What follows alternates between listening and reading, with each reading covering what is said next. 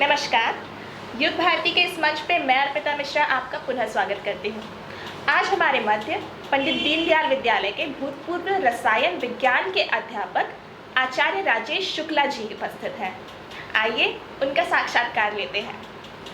नमस्कार आचार्य। नमस्कार आचार्य जी, सर्वप्रथम तो हम आपसे वही जानना चाहेंगे आपके निजी जीवन के बारे में कि आपकी प्रारंभिक शिक्षा, आपका जन्म स्थान, माता पिता, भाई बहन, मित्र, गुरु इत्यादि के बारे में कुछ जानकारी हम लेंगे। मेरा जन्म तो कानपुर में ही हुआ है।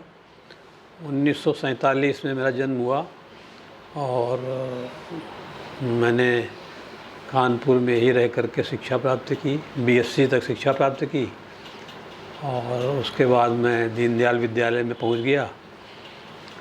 अपने वीरेंद्र जी पराक्रमादित्य हमारे सायम के कार्यकर्ता थे, हम उनके स्वयंसेवक थे। उन्होंने कहा विद्यालय खोलना है। पंडित दीनदयाल जी का देहावसान हो गया था तो ओम शंकर जी, माननीय ओम शंकर जी, ठाकुर चंद्रपाल सिंह जी, मैं और प्रयाग सिंह जी, 4 लोग विद्यालय में भेजे गए, इसलिए कि संघ के सब स्वयंसेवक वहाँ रहें। हम लोगों ने प्रारंभ किया विद्यालय और 6ठी कक्षा से होते हुए 12वीं 10वीं तक गया और कुछ ही दिनों में जो प्रथम बैच में शशि शर्मा थे उनकी पोजीशन आ गई तो हमारे विद्यालय का बड़ा नाम हो गया। मैं 6ठे में हिंदी पढ़ाता था, हिंदी अंग्रेजी। फिर 9वें से मैं केमिस्ट्री में पढ़ाने लगा। फिर मैंने 81-82 में वहीं से एमएससी किया।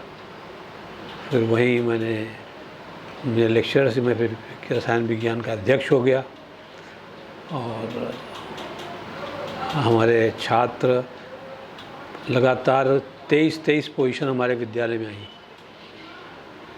हम लोग प्रयास से सेंडे जी थे, ठाकुर चंद्रपाल सिंह जी थे।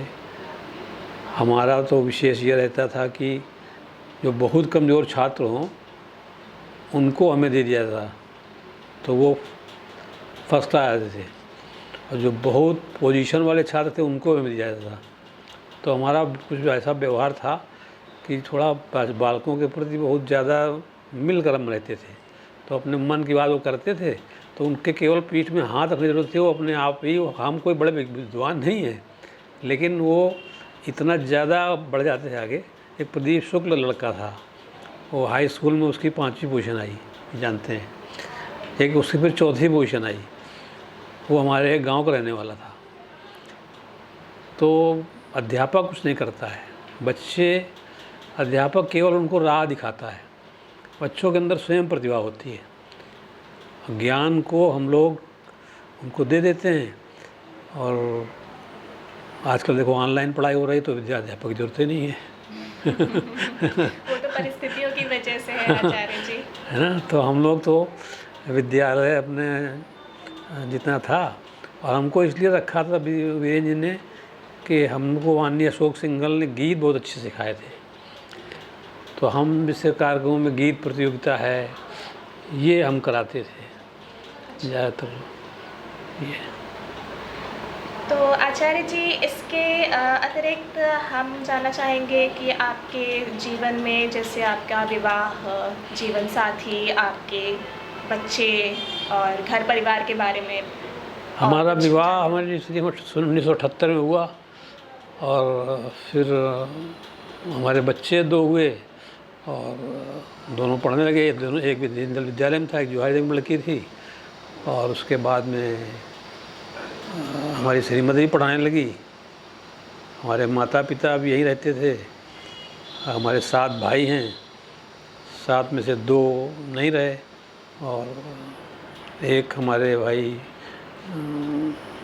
इसमें SGPGI में हेड रहे हैं। एक BNSD इंटीग्रल में रहे हैं। हमारे यहाँ सब अध्यापक रहे हैं। अच्छा। सब अध्यापक हैं और डिग्री कॉलेज के रहे, सब इंटर डिग्री के सब रहे हैं। अच्छा आचार्य जी, इसके बाद आप हमें ये बताइए कि आपका विषय चयन किस प्रकार से हुआ? जैसे कि आप रसायन विज्ञान के अध्यापक रहे थे, आपके बारे में काफ़ी जानकारी हमें भी प्राप्त हुई हैं। तो किस प्रकार से आपने अपना विषय चयन किया? क्या यह आपकी रुचि थी या फिर किसी से प्रेरणा मिली या फिर आपने आवश्यकता देखी इसकी? हमारी रुचि रसायन विज्ञान और हिंदी में थी। अच्छा। तो रसायन विज्ञान में तो पीरियाडिक टेबल पर हमें कमांड था। पीरियाडिक टेबल पर हमें कमांड था। तो अब भी जो डिग्री कॉलेज के अध्यापक जिसे हमने पढ़ा एसडी कॉलेज के प्रोफेसरों से, तो पीरियाडिक टेबल हमारे बच्चे मतलब मैं ऐसे सूत्र बताता था कि जिससे वो अपने आप पीरियड पूरी लिख सकते हैं, 105 तत्वों की पूरी लिख सकते हैं। जैसे हीलियम लिथियम वगैरह है तो हालिनकरब सल्फिर ऐसे बना दिया था हमने और तो पूरे लिख सकते हैं सब लड़के। और हिंदी भी हमारी बहुत रुचि का विषय है। ओम शंकर जी के साथ कभी कभी जब वो बड़े क्लिष्ट हिंदी के शब्दों का प्रयोग करते थे तो मैं उनसे पूछता था इसका अर्थ क्या है, तो वो बताते थे, हम भी उनसे पूछते थे। तो हमारा हिंदी और केमिस्ट्री विषय बड़ा प्रिय विषय है। अच्छा आचार्य जी, विद्यालय में आपका पदार्पण कैसे हुआ? क्या आपको आमंत्रण मिला था या फिर आपका स्वयं स्फूर्त ये निर्णय था? किस प्रकार से आप पंडित दीनदयाल विद्यालय में आए? हमारे जो वर्तमान में वीरेंद्र जी सिंह, उनके हम स्वयंसेवक थे। अच्छा। तो उनको चाहिए थी तो उन्होंने कहा हमारे विद्यालय में आ जाओ। तो माननीय रज्जू भैया, इमरजेंसी काल था और चंद्रपाल सिंह जी सब बंद था, स्कूल में तो लग गया था। तो उस समय हमारा अपॉइंटमेंट कराया गया था इंटरव्यू होकर के। तो वीरेंद्र जी सिंह ने हमको बुला करके कराया, वो हमारा इंटरव्यू हुआ और मतलब बुला करके किया। अच्छा आचार्य जी, पंडित दीनदयाल विद्यालय में आपके अनुभव कैसे रहे? वहाँ के जो आपके संघ के अन्य शिक्षक थे उनके साथ और विद्यार्थियों के साथ किस प्रकार के अनुभव? आप कुछ अपने अनुभव हमारे साथ साझा करें। हमारे अनुभव बहुत अच्छे रहे। दीनदयाल विद्यालय में जितनी आत्मीयता और जितना आचार्यों के साथ वो सब रहा है, तो मैं तो उसको अपना घर ही समझता हूँ। अच्छा। मैं उसको अपना जीवन का एक अंग समझता हूँ, दीनदयाल विद्यालय। आपने जिया है अपने अच्छा, मैं जीवन के दीनदयाल विद्यालय मेरे लिए सब कुछ है। अच्छा आचार्य जी, कोई आपका ऐसा विद्यालय से जुड़ा कोई ऐसा स्मृति का अनुभव, कोई आपकी स्मृतियाँ आपके सहयोगियों के साथ हुई हो या फिर आपके विद्यार्थियों के साथ ही कोई स्मृति हो, कुछ आपको यादगार, तो आप कृपया बताएं हमें। अब स्मृतियाँ तो ये हैं कि हमारे बच्चे हमको बहुत चाहते थे और हम भी उनको बहुत चाहते थे। एक विद्यार्थी था सुधीर लवानिया, उसके हम लोग घर गए तो घर में उस पोजीशन वालों के घर हम जाते थे हम लोग। तो उसको कुछ परीक्षा के दिन पहले जाते थे तो उनको इतना उत्साह मिलता था, सब अध्यापक जाते थे, ओम शंकर जी, हम, दीपक जी, ज्ञानेंद्र जी, मिश्र शर्मा थे। तो उनको उस दिन इतना मिलता था कि वो पोजीशन आ जाती थी उनकी केवल जाने भर से ये अनुभव हमारा है, उसकी पोजीशन आ गई। इसके अलावा कोई अनुभव? और बड़े बहुत अनुभव हैं। कभी हम लोग मिलकर खाते थे, कभी गीत होते, संगीत होते थे और मस्ती में जीवन हमारा बीता वहाँ। हमें जैसे मतलब मैं अगर स्वस्थ रहता था तुरंत मेरे लिए भोजन, मेरे लिए विश्राम, ये सारी सुविधाएं थी। इसलिए मैं धन्य मानता हूँ कि मुझे दीनदयाल विद्यालय मिला। अच्छा आचार्य जी, तो आपकी वहाँ से काफ़ी रोचक, काफ़ी अच्छी यादें आप लेकर आए हैं विद्यालय से। बहुत ज़्यादा। अच्छा आचार्य जी, क्या आप किसी सामाजिक संस्था से जुड़े हुए हैं वर्तमान समय में?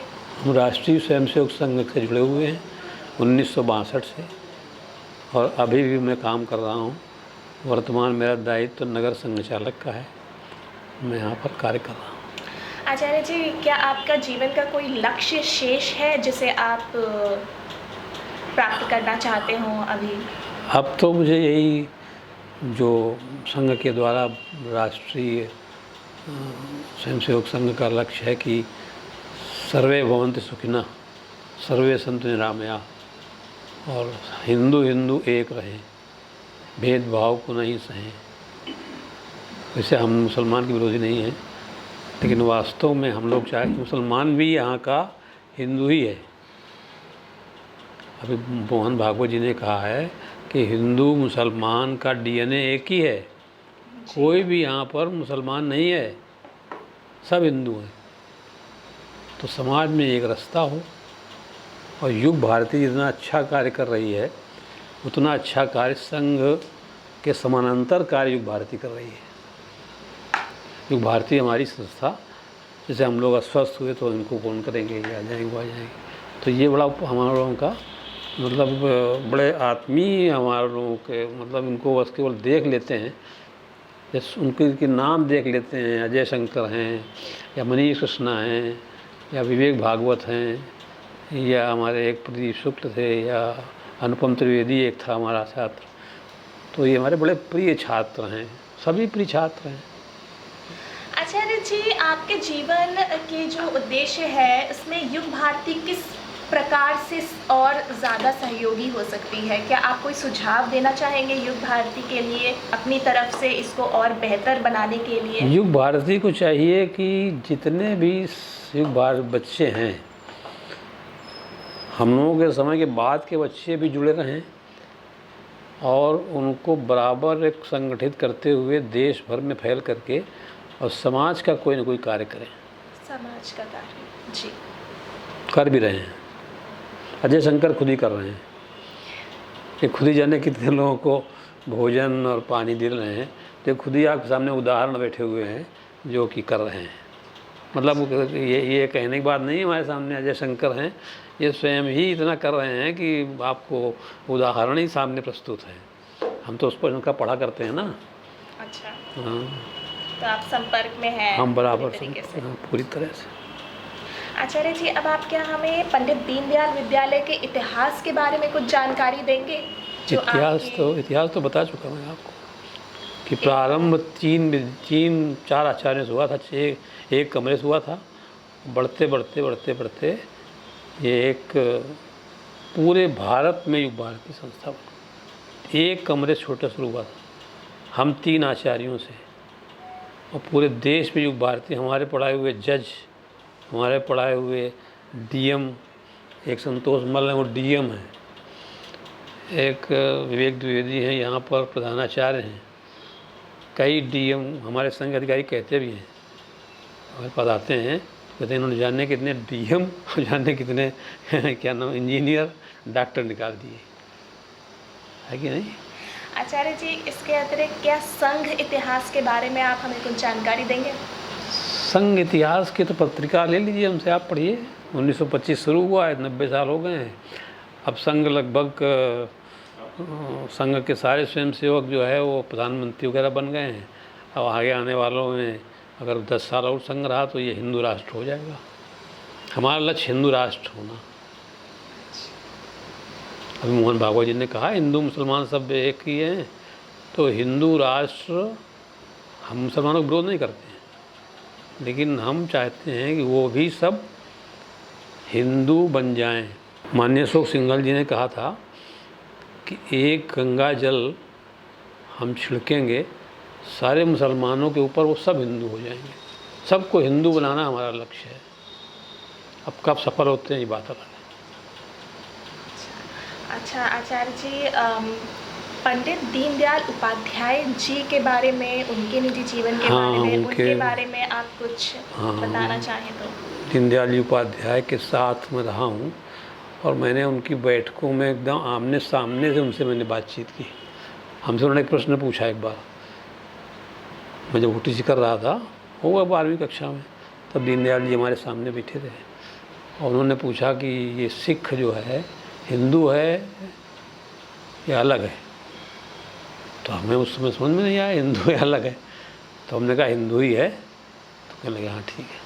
तो हिंदू, सिख, जैन ये सब हिंदू हैं, ये सब राजनीतिज्ञों ने गड़बड़ किया हुआ है, तो सब ये हिंदू हैं, सब हिंदू हैं।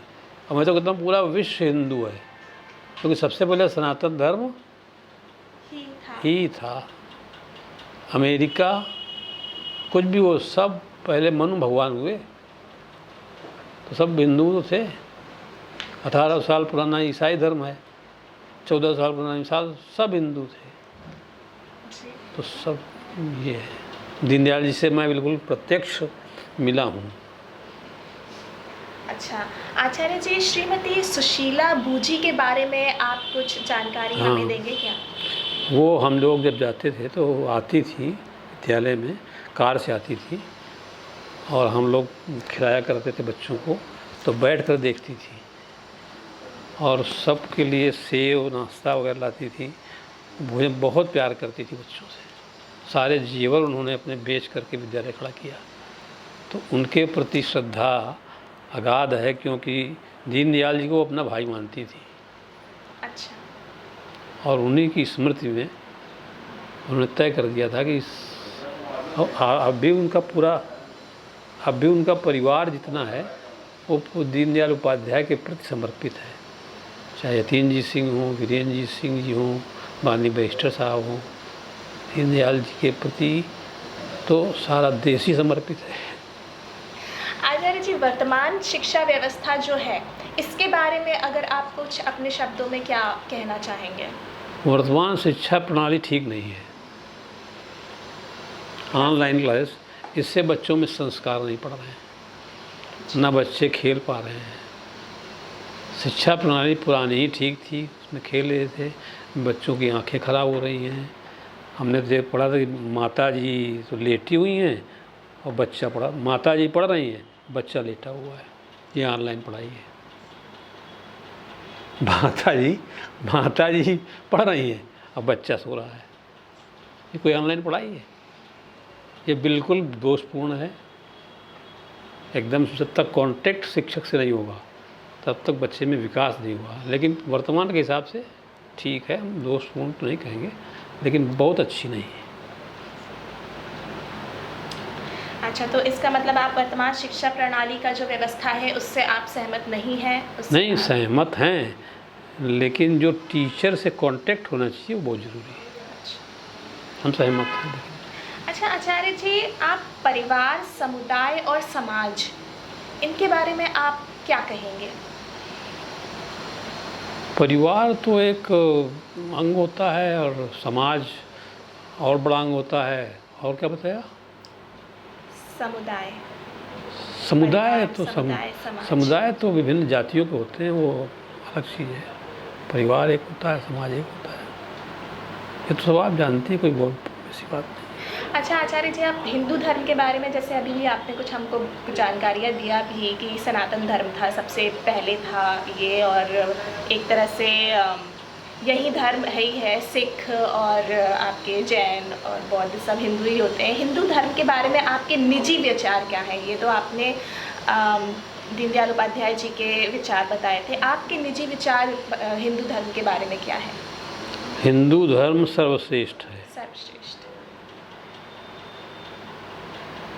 अच्छा, तो बस आप एक ही शब्द में एक तरह से अपने सारांश देंगे। चलिए आचार्य जी, आप हमें भारत देश के बारे में आप क्या कहेंगे? जो वर्तमान स्थिति, वर्तमान भारत देश धीरे धीरे बढ़ रहा है, विश्व के अग्रणी देशों में आ रहा है।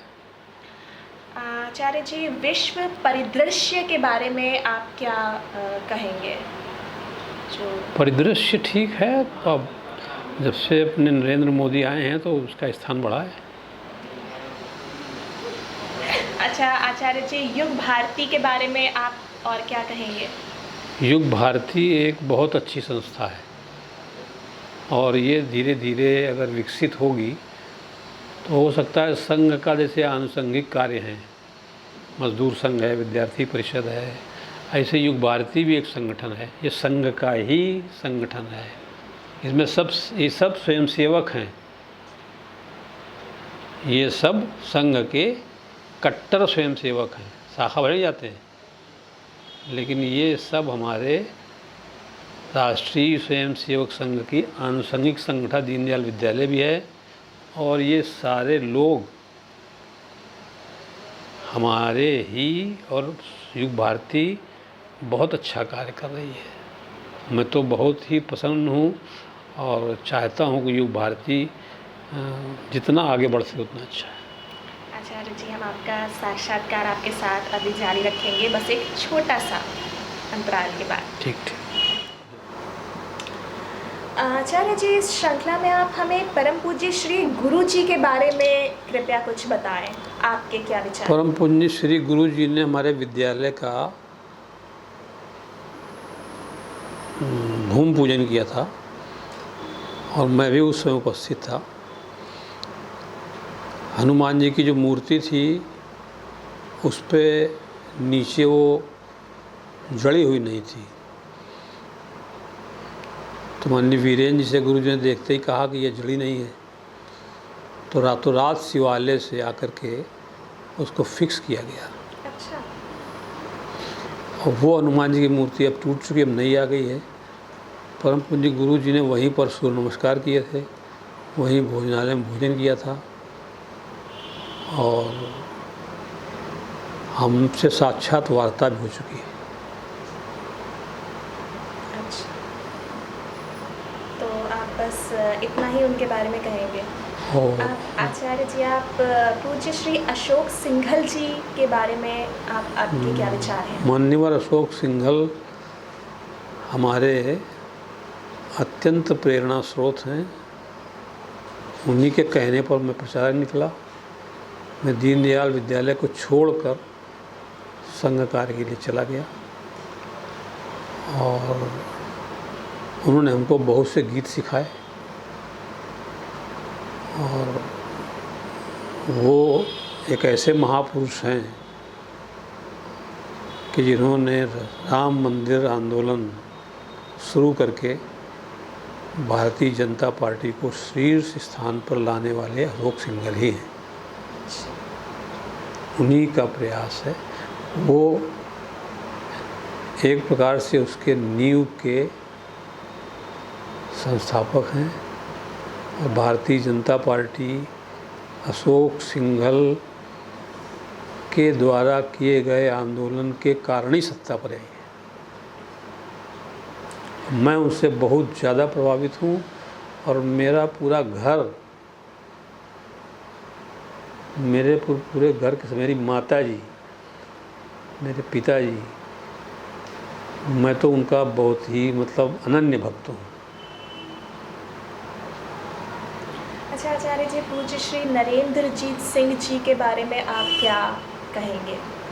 वैष्णव नरेंद्रजीत सिंह जी जब मैं पर स्वयंसेवक बना तो प्रांत संचालक थे, तो मेरी प्रतिज्ञा हुई, तो उनका पहला भाषण हुआ, मैंने सुना, बहुत प्रभावित हुआ। फिर मैं संघ के शिविरों में रहने लगा, वैष्णव साहब आते थे और फिर वो हमको नाम से जानने लगे और यहाँ तक कि बौद्धि में कहते थे कि अणु परमाणु क्या है, ये राजेश जी से पूछो। तो हम बहुत खुश रहते थे कि इतने बड़े आदमी ने हमारा नाम तो लिया। अणु बहुत वो हर चीज़ जानते थे, वो इंटरव्यू लेते थे। तो जब मैं बैठता था नीचे, मैं बौद्धि लिखा करता था, वैसा बोलते थे।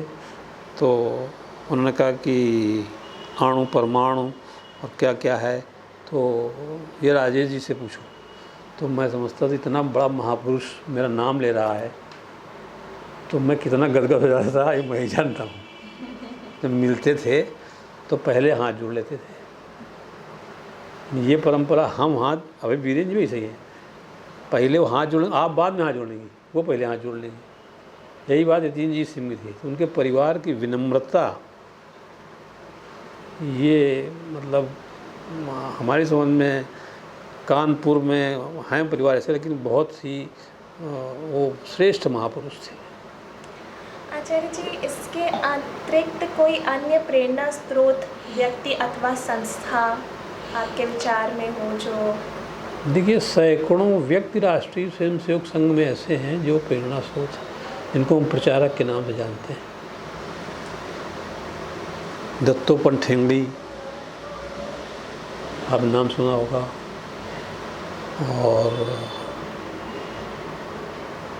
ये अपने मुरली मनोहर जोशी तो हमारे साथ ही प्रचारक थे। और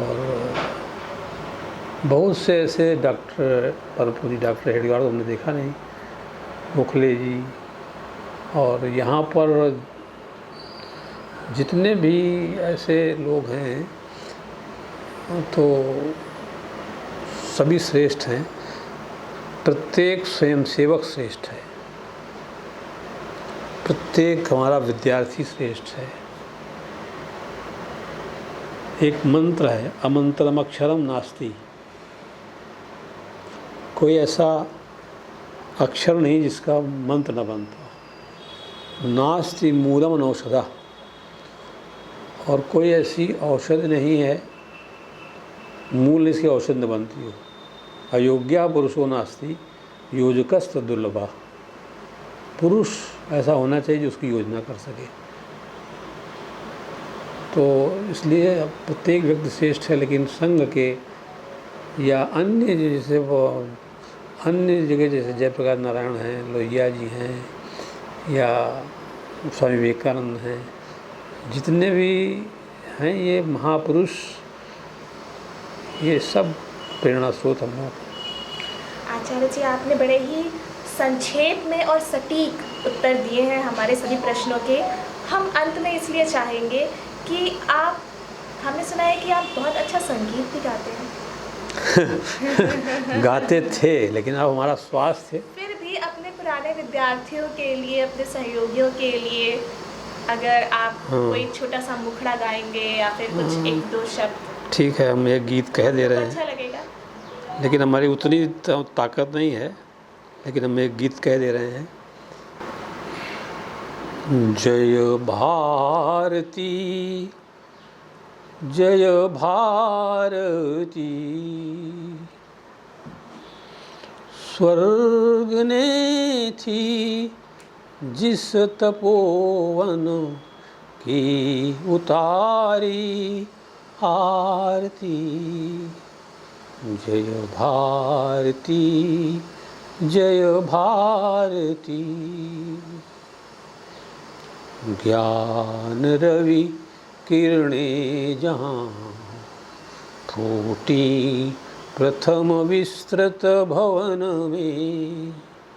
साम्य सेवा भावना सरसिज खिला प्रत्येक मन में। मृत्यु को भी जो अमर गीता गिरा ललकारती। जय भारती, जय भारती, कंस सूदन का सुदर्शन, राम केशर भीम भैरव, त्याग राणा का शिवा की, नीति वंदा का समर रव। ज्वाल जौहर की शिखा जिसकी विजय उच्चारती। जय भारती, जय भारती।